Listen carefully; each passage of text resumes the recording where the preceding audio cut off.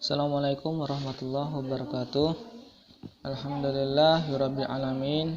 Nasta'in ala umurid dunya waddin. Wassalatu wassalamu ala asyrafil anbiya'i wal mursalin sayyidina wa nabiyina wa maulana Muhammadin wa ala alihi wa sahbihi ajma'in. Amma ba'du. Pertama-tama marilah kita panjatkan puji dan syukur kita kepada Allah Subhanahu wa taala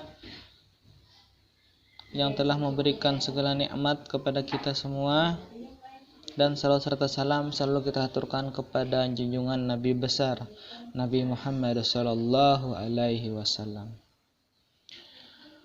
Alhamdulillah, pada hari ini kita akan berbicara tentang surah Al-Falaq.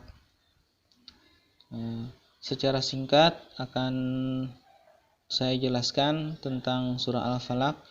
Al-Falaq itu adalah surat yang sangat penting, yang biasa, salah satu surah yang penting yang biasa dilantunkan di juz 30.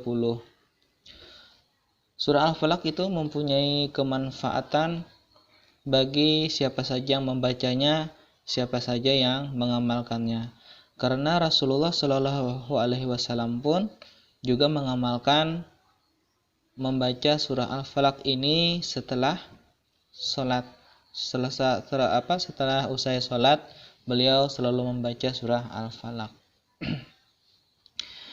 Surah Al-Falaq itu termasuk surah Makkiyah. Nah, karena surah Al-Falaq itu diturunkan di kota Mekah. Baiklah, kita akan mulai dari ayat yang pertama. Qul a'udzu birabbil falaq. Qul, katakanlah. Qul, katakanlah di sini bermakna qul, katakanlah, katakanlah wahai Muhammad. Katakanlah wahai umat Muhammad. Kita di sini juga termasuk adalah umat Muhammad. Qul a'udzu birabbil falaq. Aku berlindung kepada Allah yang menguasai falak. Itu maknanya yang menguasai subuh, waktu subuh. Jadi kita di sini berlindung kepada Allah yang menguasai waktu subuh. Waktu subuh ini seperti pada saat matahari mau terbit, sudah ada seberkas cahaya, ada cahaya yang sudah mulai terlihat. Nah, di sini yang namanya waktu subuh. Banyak manusia-manusia yang takut, mulai dari pagi saja sudah ada beberapa ketakutan. Takut susah mencari rezeki, takut dengan banyak hal. Nah, jadi janganlah kita merasa takut dengan semuanya. Karena apa? Di sini ada a'udzu birab. Rob ini mempunyai 3 makna, yaitu yang menguasai, yang memelihara, yang memberi rezeki. Nah, di sini juga bisa dimaknai dengan yang menjaga. Jadi yang menjaga siapa, yang memberi rezeki siapa, yang menguasai siapa, yaitu Allah Subhanahu wa ta'ala. Kita berlindung kepadanya. Jadi janganlah kita takut dengan semua apa-apa yang kita hadapi di dunia ini, karena Allah sudah mengaturnya. Dari itulah kita selalu berlindung kepada Allah Subhanahu wa ta'ala. Min syarri ma khalaq. Ayat kedua. Kita berlindung kepada Allah dari apa? Dari kejahatan makhluk yang Dia ciptakan, yang Allah ciptakan. Min syarri ma khalaq. Makhluk yang Allah ciptakan siapa? Semua yang ada di dunia ini adalah makhluk ciptaan Allah. Baik itu hewan, baik itu hal-hal yang gaib, baik dari manusia itu sendiri, semua adalah ciptaan Allah. Min syarri ma khalaq, kita berlindung kepada Allah dari kejahatan makhluk yang telah Allah ciptakan. Karena bisa jadi ada orang-orang yang berniat jahat, bahkan ada hewan-hewan yang mungkin bisa menyerang kita, disinilah kita berlindung kepada Allah. Makanya bacalah terus surah Al-Falaq setelah selesai sholat. Ayat ketiga, wa min syarri ghasikin idza waqab. Dari di sini ada dan lagi, dan dari kejahatan malam apabila telah gelap gulita. Wah, jadi surah Al-Falaq ini lengkap ya, dari mulai subuh ke siang sampai malam. Jadi kita minta perlindungan seluruhnya. Satu hari penuh, satu hari satu malam kita minta perlindungan kepada Allah. Dari kejahatan malam apabila telah gelap gulita. Telah datang malam, kita tidak akan tahu apa yang terjadi.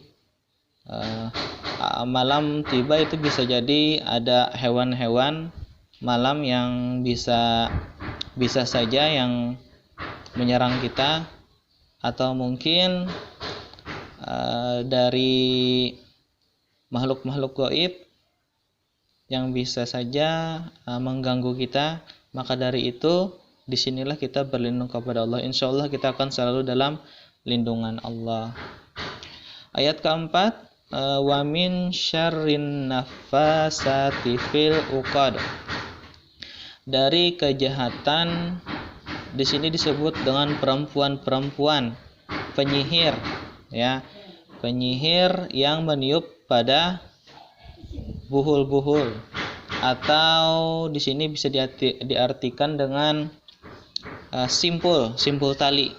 Nah, meniupkan daripada simpul tali. Jadi kenapa disebut di sini perempuan? Karena rata-rata penyihir itu adalah perempuan. Nah, jadi orang zaman dulu, dari dulu, kebanyakan yang namanya menyihir ini dengan cara meniup.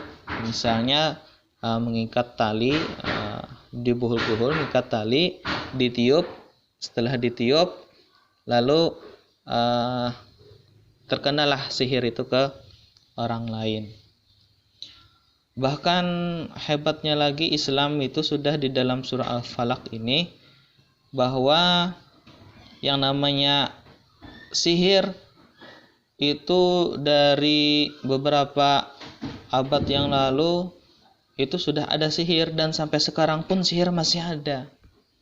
Nah, makanya dari itu di dalam Al-Quran itu sudah tercantum. Bahkan bukan hanya di Indonesia, di negara-negara luar pun itu masih ada yang namanya sihir. Mereka masih mempercayai yang namanya sihir. Jadi orang yang melakukan sihir ini itu dia berteman dengan jin. Nah, dibantu oleh jin. Maka dari itu di sini kita berlindung kepada Allah dengan membaca surah Al-Falaq. Insya Allah tidak ada satupun, ya, tidak ada yang akan mempan sihir-sihir kepada kita, tidak akan mempan. Nah, kita berlindung kepada Allah. Dan ayat terakhir di sini, wa min syarri hasidin idza hasad. Hasad, apa itu hasad? Nah, di sini kalimatnya ada hasad. Dan dari kejahatan hasad itu bisa dimaknai dan orang yang dengki. Sekarang orang dengki itu apa? Orang dengki itu adalah orang yang tidak suka dengan kebaikan, ya, tidak menyukai dengan yang namanya kebaikan. Ada orang mendapatkan peringkat 1, lalu ini kenapa dia jadi peringkat 1? Lalulah dijahatinya karena dia tidak suka orang mendapatkan nikmat. Nah, suatu kebaikan, suatu nikmat yang didapatkan oleh orang dia tidak suka, itu yang namanya dengki, ya. Nah, dengki itu sifatnya adalah sifat iblis, yang dimana pada saat Adam diciptakan, disuruhlah para malaikat dan para makhluk-makhluk lain itu sujud kepada Adam, tetapi iblis tidak mau. Karena kata iblis, aku lebih baik daripada dia. Aku lebih tinggi derajatnya daripada dia. Kenapa aku harus sujud? Kata si iblis. Ini adalah sifat hasad. Nah, jadi sifat hasad ini datangnya dari iblis. Nah, maka dari itulah janganlah kita memiliki sifat-sifat yang seperti ini. Nah, dan kita pun juga berlindung kepada Allah dari orang yang bersifat hasad, sifat dengki. Nah, jadi dengan kita mengamalkan surah Al-Falaq ini, insyaallah kita akan dilindungi Allah Subhanahu wa taala setiap harinya. Amalkanlah surah Al-Falaq ini, ya. Surah Al-Falaq itu merupakan surah Al-Mu'awwizatain, ya. Sebenarnya ada dua surah yang merupakan Al-Mu'awwizatain ini, ada dua, yaitu surah Al-Falaq dan surah An-Nas. Jadi kedua-duanya nanti bisa diamalkan. Insyaallah dalam pertemuan berikutnya kita akan membahas tentang surah An-Nas. Nah, untuk pertemuan ini kita akan Al-Falaq dulu, sambil kita pelajari, nanti surah An-Nas akan kita pelajari selanjutnya. Oke. Berakhir sudah apa yang saya sampaikan, walaupun singkat, mudah-mudahan ini bisa bermanfaat bagi teman-teman, saudara-saudara semua. Apabila merasa video ini bermanfaat, silahkan dibagikan. Jadi kita di sini bersama-sama berdakwah di jalan Allah, kita tebarkan kebaikan kepada siapapun.